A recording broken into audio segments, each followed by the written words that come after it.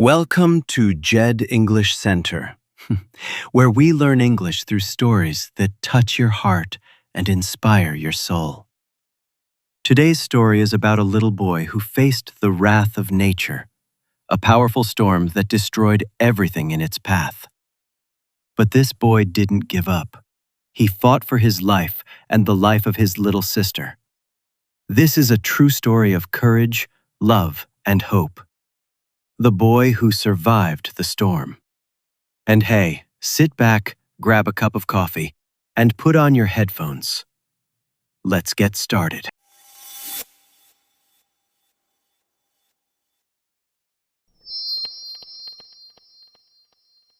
His name was Liam, a 12-year-old boy from a small coastal village surrounded by blue seas and golden fields. He was cheerful, kind, and full of dreams. Every morning, he would help his mother at their little grocery shop before running out to play football with his friends by the beach. His laughter echoed through the village. Until one evening, everything changed. That evening, the air felt strange, heavy, and silent. The sun disappeared behind thick, angry clouds, and the wind began to howl across the shore. The fishermen rushed back to the harbor, shouting warnings. Everybody be careful. Storm! A big storm is coming. Liam's father was one of them, still working at the docks. He had promised to return by nightfall. But as the hours passed, the sky grew darker and darker. The waves began to rise, crashing against the rocks like roaring beasts. Inside their wooden house, Liam's mother tried to stay calm. She locked the windows, gathered candles, and whispered prayers. The electricity flickered, once, twice, and then vanished completely. The world outside turned wild. The roof groaned under the wind's fury. Rain hammered the walls like thousands of bullets. Liam held his little sister Anna close. She was only 6, small, fragile, her eyes wide with fear. "Don't worry, Anna. He said softly. It's just a storm. Dad will be home soon." But even as he spoke, his voice trembled. A sudden crash shook the floor. Something heavy hit the roof. The door burst open, and freezing water rushed inside. In an instant, the room filled with chaos, furniture floating, plates shattering, candles dying out. Liam! His mother shouted. Get Anna, go to the roof. But before they could move, a giant wave slammed into the house. The water was like a monster, cold, violent, unstoppable. It swept over their feet, then their knees, then their chests. Anna screamed. Liam! He grabbed her tiny hand and shouted through the noise. Hold on to me, don't let go. The current pulled at them, trying to tear them apart. Liam's heart pounded in his chest. He couldn't see his mother anymore, only darkness, water, and fear. But even in that terrifying moment, one thing stayed clear in his mind. He had to save Anna, no matter what.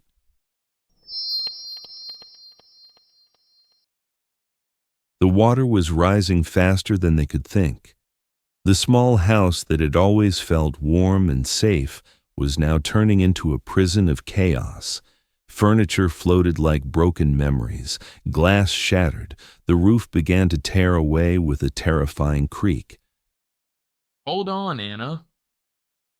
Liam, I'm scared. Liam pulled her close and whispered softly, "Don't be scared, Anna. I'll protect you, I promise." Those words became his strength. He didn't know where they were going, or if anyone would find them, but he refused to give up. Every time the waves hit, he held tighter. Every time Anna cried, he smiled and said, "We're okay." Then, slowly, the sky began to lighten. The first rays of morning sunlight broke through the clouds. The storm was finally over, but around them was nothing but endless water and broken pieces of the world they once knew. Liam looked around desperately for anything, any sign of land, and then he saw it. A tall tree, half submerged, its branches reaching toward the sky like a hand of hope. He said, Hold on tight. We're going there. With the last bit of strength he had left, Liam swam, pushing the table through the debris. The water was cold and heavy, but he kept going, stroke after stroke, breath after breath. When they reached the tree, he lifted Anna up first. "Grab the branch!" he shouted. She climbed shakily, tears streaming down her face. Then Liam pulled himself up beside her, gasping for air. They were exhausted, hungry, and soaked, but alive. As they clung to the branches, looking at the silent destruction around them, Liam whispered, We made it, Anna. We survived the storm.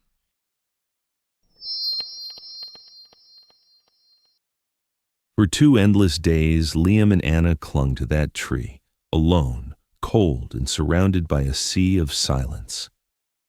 The storm was gone, but the world below them was unrecognizable. Villages washed away, rooftops floating in the distance, birds circling above the broken land. They had no food, no dry clothes, and no warmth, only each other. Whenever Anna began to cry, Liam would smile and hum softly. He sang the same song their mother used to sing at bedtime, a gentle tune about sunshine after rain. It wasn't much, but it kept hope alive in their hearts. At night, when the wind blew cold and their stomachs ached with hunger, Liam whispered, Close your eyes, Anna. Imagine we're home again. Mom's cooking breakfast, and Dad's waiting for us at the door. Those words painted pictures in the dark, pictures strong enough to keep them alive. On the morning of the 3rd day, Liam woke to a strange sound, a deep hum in the distance. He looked up, and his eyes widened. A rescue helicopter was flying low across the flooded land, searching for survivors. Anna, wake up. He shouted, his voice breaking with hope.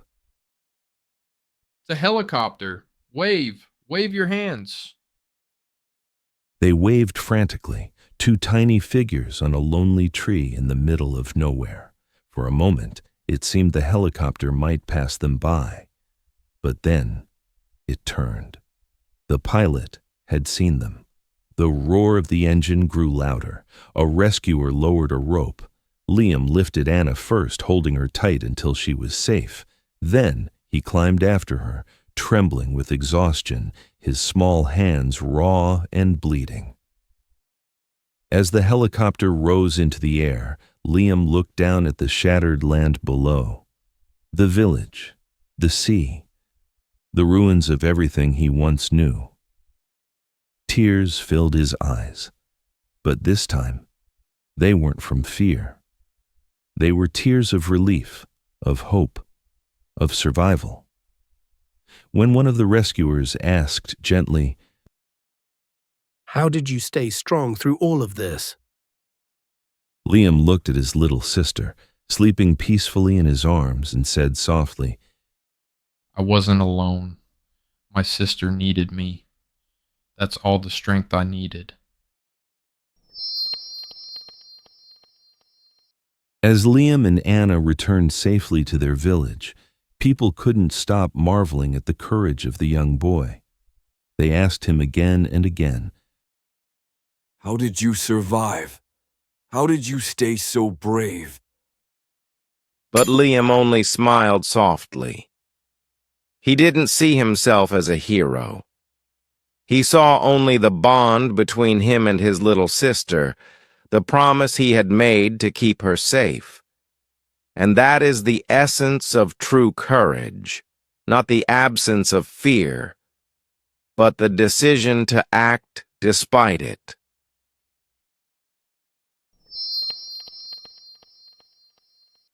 Courage isn't about never being afraid. It isn't about showing off or being strong for everyone else. Courage is about standing up, even when your heart is shaking, your hands are trembling, and the world feels too big to face. It's about protecting someone you love, keeping hope alive and refusing to give up, even when everything seems lost. Liam, the boy who survived the storm, showed all of us that heroes don't have to wear capes. They can be children from small villages, ordinary people who choose love, bravery, and compassion over fear. He reminded the world that the smallest actions, like holding a hand, singing a song, or whispering words of comfort, can become the strongest shields in the face of disaster. Thank you for watching Jaed English Center. If this story inspired you, moved your heart, or helped you learn new English words, please take a moment to like, share, and subscribe. Every story here is more than just a tale. It teaches us two things: language and life. It reminds us to care, to love, and to keep courage alive in our hearts, even when storms come our way. Remember Liam's words in your own life. We are stronger than we think, and love is the greatest strength of all. See you in the next video, where another story awaits to touch your heart, inspire your mind, and help you grow in English. One word, one lesson, one emotion at a time.